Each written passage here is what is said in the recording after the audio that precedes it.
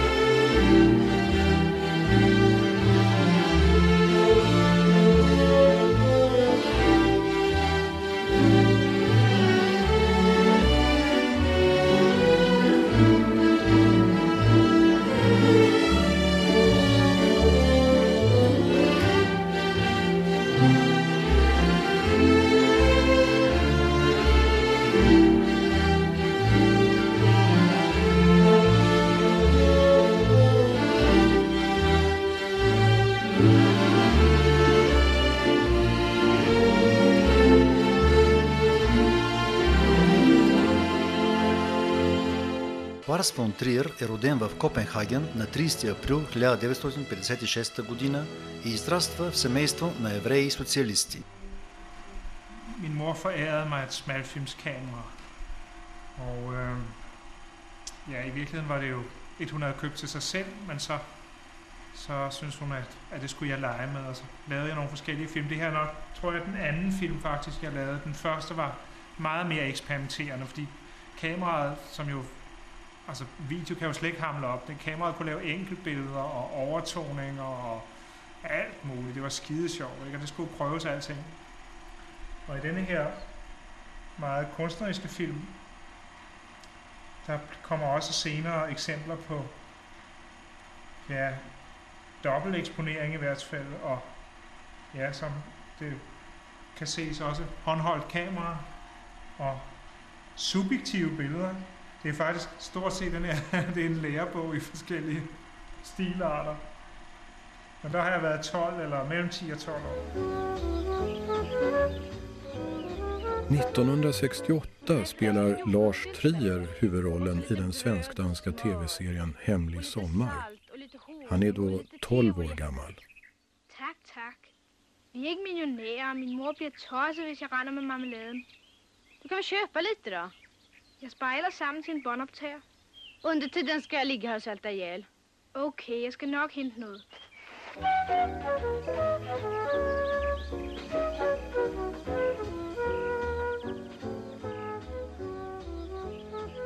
Hans föräldrar Ulf och Inger Trier är akademiker och av radikal medelklass.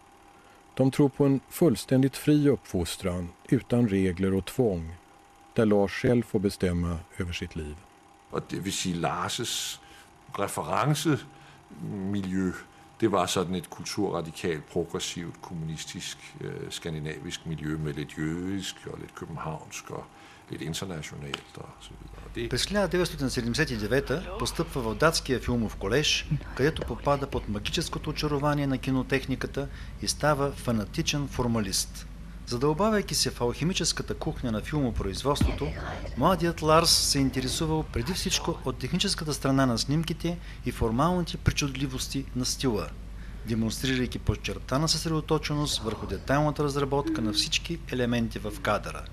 Това отличава още първите му късометражни творби «Градина с орхидеи» и особено «Ноктюрно», които спечелят награди от Мюнхенския кинофестивал. Датчанинът се прекланял пред Ерик фон Штрохайм и Джозеф фон Штернберг и в знак на уважение към тях добавил към името си частичката фон.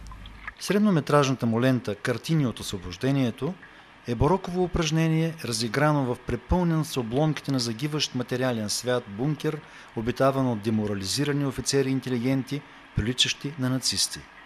Още в този филм са концентрирани основните черти и стилни особености на първата, ориентирана към формалното съвършенство трилогия на фон Триер, посветена на Европа. В нея той е включил 3 свои филма, чието заглавия започват с буквата Е.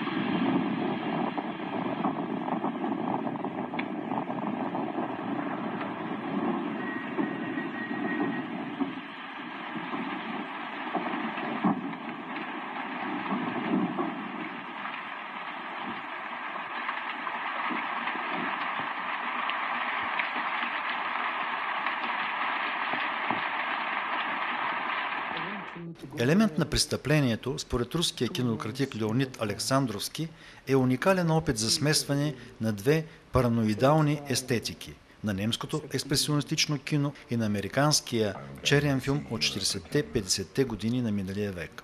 Любопитен е опитът на съвсем младия тогава режисьор да изнамери чисто кинематографичен начин за потапяне в потока на съзнанието на героя, намиращ се под хипноза. Непрестанно течащата вода, плъзгането по водни повърхности и приглушеното осветление напомнят твърде много за незабравимия стил на Андрей Тарковски. Елемент на престъплението е отличен с Гран-при за технически постижения на кинофестивала в Кан и бързо прославя името на своя автор.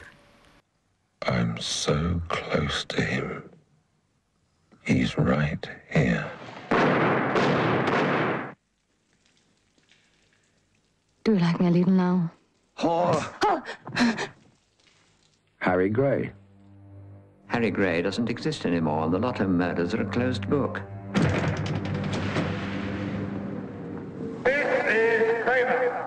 В следващия си филм «Епидемично» Триер изпълнява и главната роля.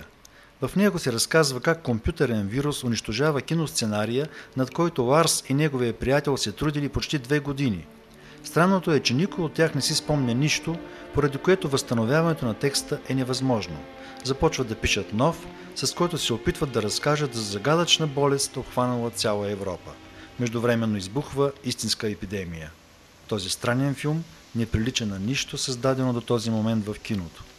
В началото му даже отсъстват традиционните титри, а тяхната роля се изпълнява от думата «епидемично», проникваща във филма като бацил и оставаща в горния ъгъл на екрана до кошмарния му финал.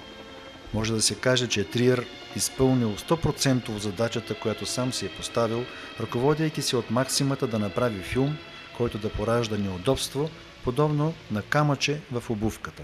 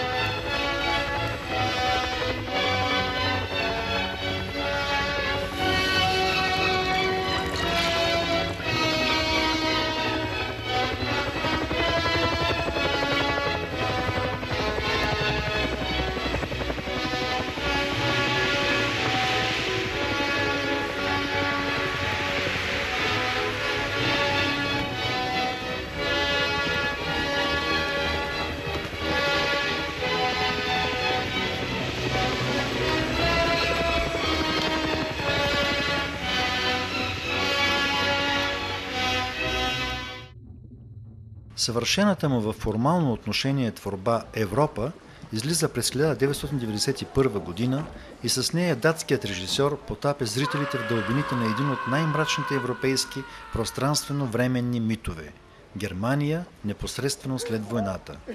Това е последният филм от европейската трилогия на Ларс фон Триер, в който се забелязва отваряне към по-глобални теми.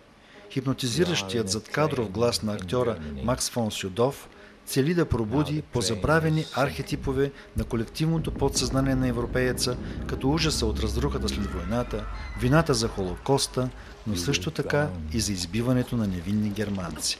Усещането за клаустрофобичност, филмът е почти изцяло заснет в тясното пространство на един влак, е постигнато виртуозно с ненадминато техническо майсторство в изграждането на всеки кадър.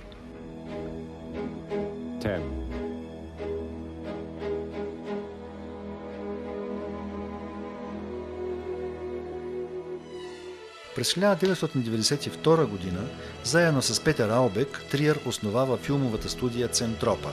Причина за тази негова инвестиция е желанието му за извоюване на финансова независимост и осигуряването на пълен контрол над създаването на филмови творби. Точно по това време се случва нещо, което преобръща света на Твореца. На смъртния си одър неговата майка разкрива, че мъжът, когото винаги е смятал за свой роден баща, всъщност не е такъв. Генетичният му родител се оказва друг мъж, Фриц Хартман, който бил от германски происход. До тогава бях убеден, че като евреин съм жертва, а изведнъж се оказа, че може би съм издънка на нацист, споделя по този повод знаменитият режисьор, който в желанието си да отхвърли миналото, приема католическата вяра и обединява около себе си свои съмишленици с прочутия си манифест Догма 95, чрез който провъзгласява истински обет на въздържание в името на честното правене на кино, продължаващо най-добрите традиции на френската нова вълна, на синемаверите и въобще на изкуството, загърбващо холивудските хватки за манипулиране на масовата аудитория. Едновременно с това, Триер декларира, че ще започне да прави нова трилогия, посветена на темата за доброто, в която възнамерява да изследва природата на женската безусловна любов. Той споделя, че идеята му хрумнула, след като си спомнил за една приказка, наречена Златно сърце, която обичал да чете като малък. Порейки вълните е една от най-прекрасните драми в историята на киното, посветени на истинската любов. Тук определението истинска е на мястото си, защото филмът се занимава именно с метафизиката на любовта. Не случайно първоначално са искали да го назоват вездесъща любов. Образът на Бес Макнил от филма на Ларс фон Триер е сред най-интересните екранни творения въобще в киното. И не само защото е пресъздаден с неподражаемо майсторство от английската актриса Емили Уотсън, а преди всичко заради концептуалния му характер. How can you love a word? You cannot love words. You cannot be in love with a word. You can love another human being.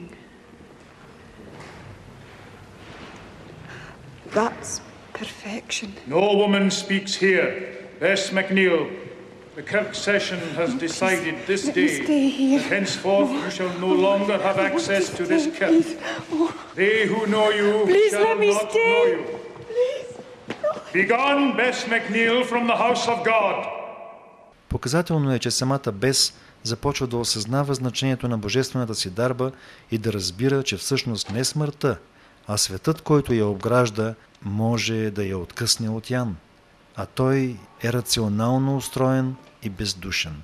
Той е изграден върху егоизма и тоталната разграниченост между всички, което води до разобщеност, самота, отчуждение. В него всеки, който не проявява благочестието, изисквано неумолимо от църквата, е застрашен с отлъчване, а проявяващия склонност към свръхемоционално съпреживяване е изпращан от близките си в психиатрични клиники. Добротата е смятана за диагноза, домът, църквата и болницата са трите институции, които според Ларс фон Триер са отговорни за това състояние на нещата.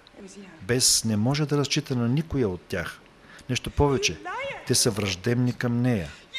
Порейки вълните е своеобразен бунт срещу така устроения свят и същевременно апотеоз на ирационалните душевни сили у човека, съдържащи неподозирана мощ, която извира от осъзнаването на всеобщото ни единство.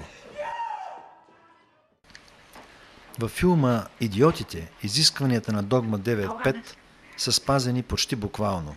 Всичко в този филм е поднесено умишлено небрежно, в документален маниер, отново с ръчна камера, някакси ескизно и разпокъсано. По силата на противоречивото си въздействие, последната сцена от този филм е уникална. За здравомислещата част от публиката тя е връх на абсурда и безвкусицата. Идиотското държание на Карин пред нейните близки може да се възприеме най-малкото като неуместно, след като става ясно, че само 2 седмици по-рано тя е загубила единствения си син и дори е пропуснала погребението му, заради включването си в хепанинга на идиотите. Но то би могло да се възприеме и като грандиозно предизвикателство към самия фундамент на обществото, неговия лицемерен морал, основан върху принципа на рационалността и бездушието. Защото може би е по-неуместно да се правиш на важен и разбиращ пред лицето на най-абсурдното нещо на този свят – нелепата детска смърт. За Карин намирането на вътрешния идиот или друго яче казано антипода на ума е начин да надмогне абсурда на заобикалящия я свят и да се докосне до една друга, отвъдна реалност. Цената, която плаща обаче е твърде висока – отхвърляне от средата на здравомислещите. Това е дълбокият екзистенциално-социален проблем, поставен от Ларс фон Триер не само в този, но и в предишния му филм. Проблемът за репресивната същност на рационално устроения свят. Безпокойството на датчанина проистича от потъпкването на правото на свободен избор в него. От играта на идиот до истинското преобразяване в такъв има голяма разлика. Доброволният идиот скъсва с нагаждането и съобразяването с суетата да изглеждаш важен и значим сред околните. Той се докосва до усещането за най-висшата свобода. Свободата да бъдеш различен. С музикалната драма «Танцорка в мрака» завършва и втората трилогия на Ларс фон Триер. В този потресаващ негов филм гениалността му извира буквално от всеки кадър. Невероятна роля прави и певицата Бьорк. За тази си творба датският режисьор получава съвсем заслужено Златната палма в Кан и Европейската награда за най-добър филм на годината, а Бьорк е призната за най-добра актриса. Чекинята Селма от «Танцорка в мрака» намира духовно убежище в прекрасния свят на мюзикъла, ослепявайки в буквалния смисъл за грозотата на реалния живот в Америка някъде през 60-те години на миналия век.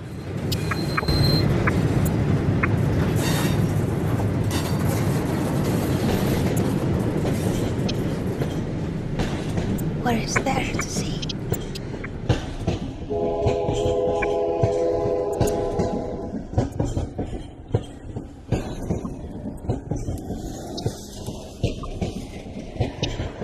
I've seen it all. I have seen the trees. I have seen the willow leaves dancing in the breeze. I've seen a man killed by his best friend and lives that were over before they were spent. I've seen what I was and I know what I'll be. I've seen it all. There is no more to see.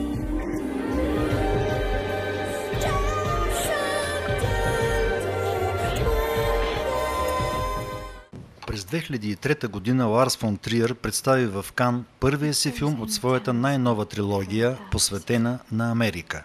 В него главната роля изпълнява Никол Кидман. Филмът възбуди вниманието най-вече с театралния си начин на постановка. Декорът трябваше всъщност да се изгради в представите на зрителя, така както това се случва в театралната зала. Догвил, или иначе казано градът на кучетата, е разположен в скалистите планини, намиращи се в Америка. Тази Америка, подобно на сценичната площадка от «Танцорка в мрака», всъщност се намира във въображението на Ларс фон Триер, който никога през живота си не е стъпвал в Съединените американски щати. Американските критици на фестивала в Кан, където Догвил беше показан за първи път, се сблъскаха с тази тенденция на филма, с неговите изводи относно отношенията, които представя, а именно с изваждането на скотската природа на човека. В действителност Догвил въздейства като преобръщане на американската мечта, зависимост и унижение, отмъщение вместо свобода и справедливост. Bye. You want the curtains opened? You don't need them anymore. What do you think?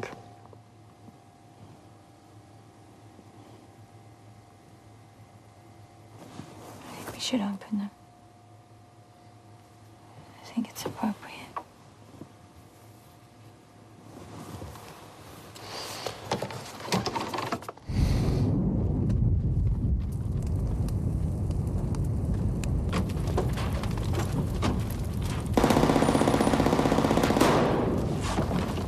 No.